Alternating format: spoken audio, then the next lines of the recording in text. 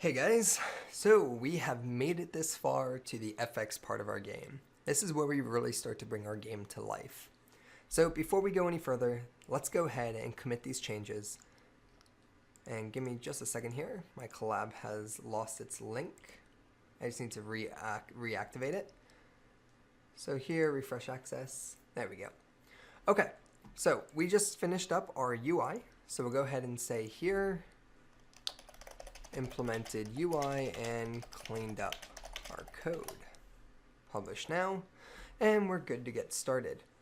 Also, there's one more thing I wanted to do. I noticed that when we were anchoring everything, we didn't really anchor our center screen position. So let's go ahead and anchor our title screen to the center of the screen. So here, if we click on our title image, go to the inspector, and we can go ahead and say stretch in the bottom right corner here. This will stretch to all four corners so that it's always going to be in the middle. And as you can see, it's always in the middle. Okay. So what's the first thing that we're going to be doing? The first thing we're going to do is we're going to actually look into audio and getting some music into our game. So we have a soundtrack that we're going to be playing, as well as we have some sound effects. So to get started, let's go ahead and do the main menu, the main menu and the base game music, which is the easiest. So to get started, the first thing we're going to do is let's click on our main camera, and you're going to see there's an audio listener. Let's go ahead and add an audio source. An audio source is how Unity can play an audio clip. So for instance, an audio source allows you to play a clip, and then there are some instructions that we can give it. For example, play on awake. We can also loop the track. So the track we're going to be working with is going to be inside our audio folder, and it is the music background. And you can go ahead and demo it out right here. All right, and it's a looping track. So what I want you guys to do is click on your main camera, audio clip. We're gonna add the music background, and then go ahead and make sure play on awake is select as well as loop. And let's go ahead and run our game. And it's that easy. Now already, having music in our game is already starting to bring it to life. So what we want to do now is complement the background music with some sound effects from our weapon and explosions. So let's go ahead and implement our laser shot. So with our laser shot, just like with our main camera, and to play this audio, we need an audio source. Well, likewise, our player is going to need an audio source to play the laser shot clip.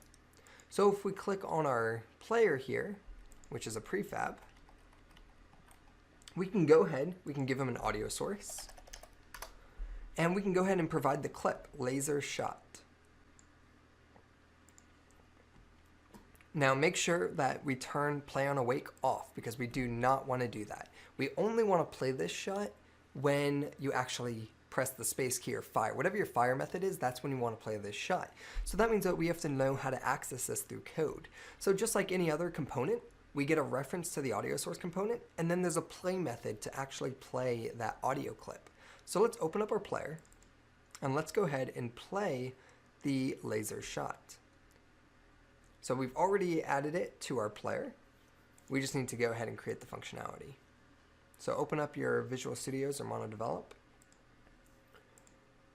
Okay, so in our player here, we need to first get a reference to our audio source that's attached to our player. So to do that, just like normal script communication, we're going to say private audio source, not audio settings, audio source, and then we'll go ahead and call it audio source with an underscore. Now we need to actually assign that component. Now when assigning this component, I don't need to find the game object because I'm already on the game object. So I can actually just say audio source equals get component. And that's going to grab the component off the game object that this script sits on, which is our player. So here we're going to say audio source, and now we have access to our audio source. So what do we want to do is we want to fire off a sound every time we shoot, which is right here. And we only want to do that if we can fire. So if time.time is greater than can fire, then that means we have fired. So right here, let's go ahead and play our clip.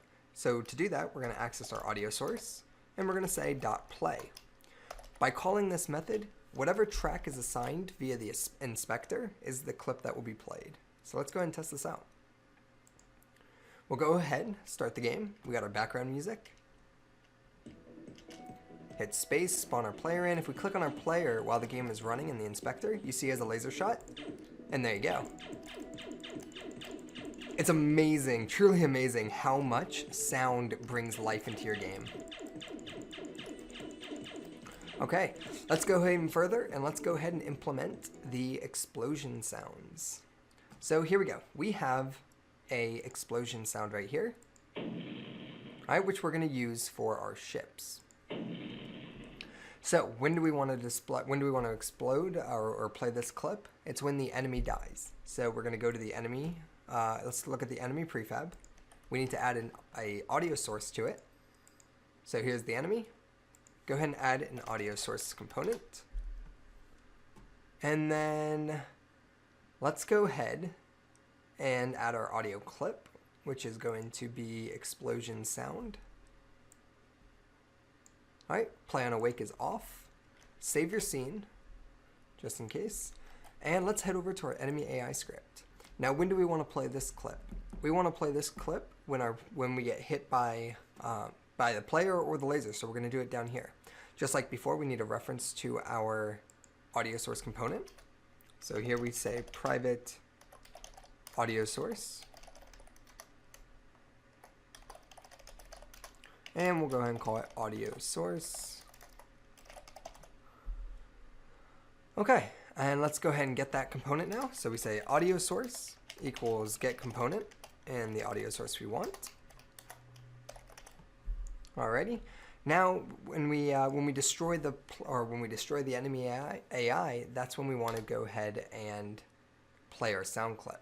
So here we're going to go ahead and say audio source dot play, and we'll do that when the player hits us as well, right before we destroy. Okay, dot play. Alright, go ahead and save this. Head back into Unity. Let's go and test it out. So we'll go ahead and spawn in here, and let's go ahead and shoot them. Okay, so you'll notice that there's no sound when we destroy the enemies, and there's a reason for that. The reason for that is by the time we said play the audio, we also destroyed the game object, which means it took the sound with it. So we can't do that. Instead, what we want to do is we basically want to instantiate an audio clip that's basically just going to say, hey, go ahead and play this clip. I'm about to get destroyed. So luckily, we can actually do that using what's called audio source.playClipAtPoint. And playClipAtPoint allows us to actually instantiate a sound clip. Now, in order for that to work, our enemy needs to know what clip is it going to instantiate. So what we need to do is we need to create here a private variable called audio clip. This will allow this class to hold an audio clip, such as the explosion sound. We'll go ahead and call it clip. And then what I want you guys to do is make it serialized field so we can see it in the inspector. And let's go ahead and save our script. Head back into Unity. Click on our AI prefab. And you'll see here it's looking for an audio clip. The clip we're going to use is the explosion sound. So drag it there. You can actually remove this audio source since we're no longer going to need it. And then let's go ahead, open it back up, and let's go ahead and instantiate this. Now the way to do that is to call, we're going to say audio source, capital audio source, dot play clip at point. And what play clip at point does is plays an audio clip at a given position in world space. So the clip we want to play is our underscore clip, and then our position is going to be transform.position. Pretty simple. And we can go ahead and copy this line, or you can go ahead and retype it out down here by going audio source dot play clip at point. We're going to spawn in our clip, and we're going to do it at the ship's transform position. Now let's go ahead and save this and test it out. Alrighty, we'll go ahead and load it up here. Hit space. Now, I can hear it. I don't know if you guys can hear it. I could hear it, but it was very subtle. And the reason for that is I believe that when we play clip at point, it's creating it in a 3D space, when in reality what we want to do is actually spawn that clip at the main camera, which is closest to the person playing the game, so you can actually hear that track.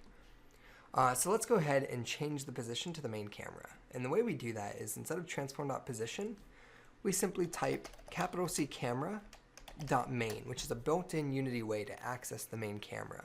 And then from there we can say transform.position. And we'll do the same thing here. C camera.main, that gets the main camera, and then let's get its transform.position. Let's go ahead and save this, test it out, and it should be much louder. So we'll hit space. There you go. And now we have some awesome sound effects. So if you have your own sound effects in your games, or if you have your own type of sci-fi effects, by all means, please use your own sound effects.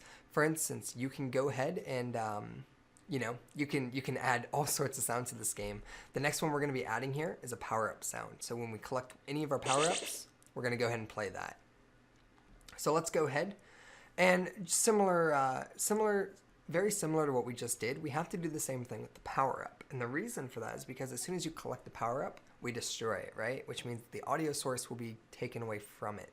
So as a challenge to you guys, what I want you to do is I want you to go ahead and make it so that when you pick up a power-up, it will play the power-up sound. I'll see you guys in the challenge review.